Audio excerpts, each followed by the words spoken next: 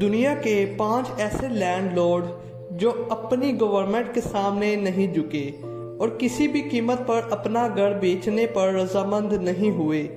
As channel की videos में एक बार फिर से खुशामदीद।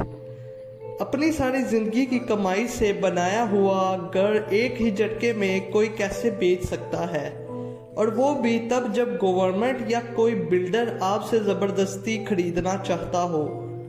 आज हम आपको ऐसे 5 घर दिखाएंगे जिनके ओनर अपना घर खाली करने या ना बेचने की जिद पर अड़ गए, चाहे उनको सरकार का सामना करना पड़ा या किसी मालदार बिल्डर का, लेकिन उन्होंने अपना घर ना खाली किया और ना ही बेचा। आए आज उन 5 ओनर्स को देखते हैं जिन्होंने अपना घर नहीं बेचा। तो आए शुरू करते हैं। Number 5, Austin Springs. Washington DC में वाक़या बड़े बड़े अपार्टमेंट्स के बीच में दबा हुआ ये घर ऑस्टन स्प्रिंग्स नामी एक शख्स का है। 1980 में जब इस जगह पर बिल्डिंग्स बनाने का आगाज हुआ तो कई लैंडलॉर्ड्स ने बिल्डर्स को अपनी ज़मीन या घर बेच दिया, लेकिन ऑस्टन स्प्रिंग्स ने बेचने से साफ इनकार कर दिया। ऑस्टन स्प्रिंग्स का मानना था कि बिल्डर उसकी जगह की सही कीमत नहीं लगा रहे। जब ऑस्टन स्प्रिंग्स को अपनी मुंह बोली कीमत ना मिली, तब ऑस्टन स्प्रिंग्स ने अपनी जगह पर एक पिज़्ज़ा शॉप खोलने का प्लान बनाया। लेकिन हुआ कुछ यूं कि ऑस्टन स्प्रिंग्स बैंक का कर्जी हो गया और इसको आखिरकार अपना ये घर आधी कीमत पर बेचना पड़ गया। ऑस्टन स्प्रिंग्स ने ये घर एक बिल्डर को $7,50,000 में बेच दिया, जबकि पहले ऑस्टन स्प्रिंग्स खुद $15 लाख की मांग कर रहा था। नंबर 4, यांग।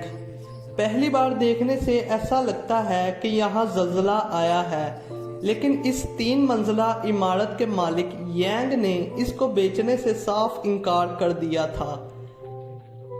चाइना की बढ़ती हुई आबादी के पेश नज़र जिस जगह पर यह घर मौजूद है, वहाँ चाइनीज़ गवर्नमेंट को एक हाई टेक्नोलॉजी इंडस्ट्रियल पार्क बनाना था। यांग के घर के करीब सब पड़ोसियों ने तो हार मान ली, लेकिन यांग चाइनीज़ गवर्नमेंट को कोर्ट ले गया। सरकारी बिल्डर्स ने यांग के घर की पानी की सप्लाई, गैस और बिजली का कनेक्शन तक काट दिया। यांग को पानी भरने के लिए अपने घर से तकरीबन 1 किलोमीटर दूर जाना पड़ता और रात को रोशनी ना होने की सूरत में कैंडल की मदद से गुजारा करना पड़ता। आखिरकार 2 साल तक उसे इन छोटी छोटी तकलीफों से छुटकारा मिल गया और आखिरकार 2 साल केस लड़ने के बाद कोर्ट ने यांग के हक में फैसला दे दिया और केस जीतने के बाद सिर्फ यांग के घर को छोड़कर बाकी तमाम आसपास की जगह पर हाई टेक्नोलॉजी इंडस्ट्रियल पार्क के बनने का काम शुरू हो गया। Number 3, Masefield house. वाशिंगटन में एक छोटा सा शहर है जिसका नाम सीटा है। वहाँ पर मौजूद एक शॉपिंग मॉल है जिसके अंदर एक अजीबोगरीब सुराख नजर आता है, लेकिन उस सुराख के करीब जाकर देखें तो पता चलता है कि ये शॉपिंग मॉल एक छोटे से घर के इर्द गिर्द बना हुआ है। ये बात है 2006 की। हुआ कुछ यूं था कि इस घर में एक 84 साल की एक बूढ़ी खातून अकेली रहा करती थी जिसका नाम मेसफील्ड था। इस वक्त मेसफील्ड के घर के करीब सिर्फ चंद ही घर मौजूद थे, बाकी तमाम जगह खाली थी। जब ये जगह कमर्शियल हो गई तो बिल्डर्स ने इस जगह पर एक बड़ा शॉपिंग मॉल बनाने का सोचा। उन्होंने बाकी तमाम घरों के मालकान को तो काबू में कर लिया, लेकिन ये खातून यहाँ से हटने का नाम तक नहीं ले रही थी। हता के मेसफील्ड ने $1 मिलियन की पेश की हुई कीमत को भी रिजेक्ट कर दिया। उन्होंने उस बूढ़ी खातून जिसका नाम मेसफील्ड था उसको तंग नहीं किया और इर्द गिर्द एक बड़ा शॉपिंग मॉल तमीर कर दिया।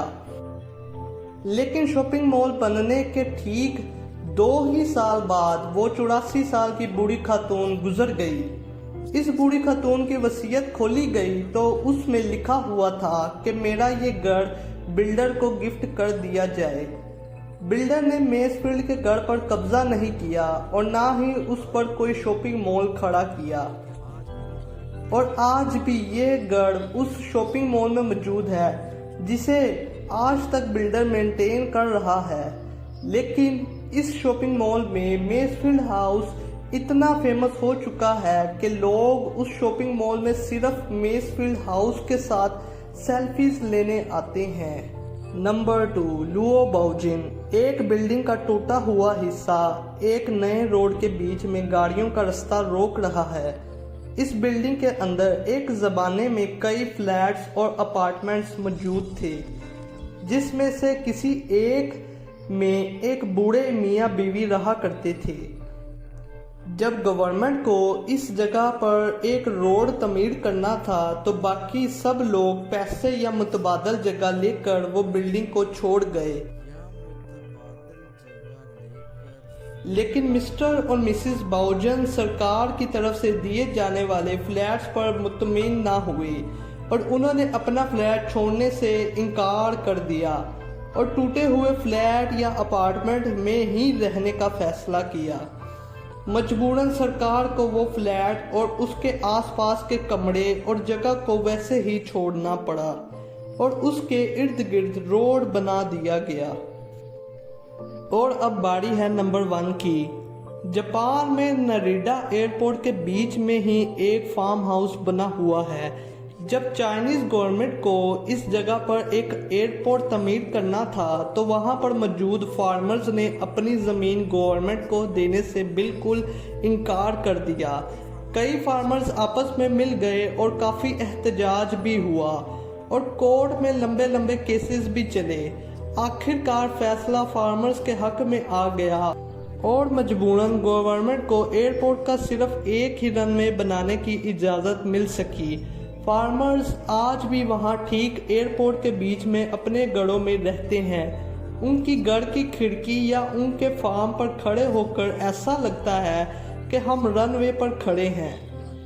नाजरीन, ये वो ममालिक हैं जहाँ की कौमें जिंदा दिल हैं और यहाँ की अदलिया इंसाफ पसंद। मुझे उम्मीद है कि आज की ये वीडियो आप सबको बहुत दिलचस्प लगी होगी।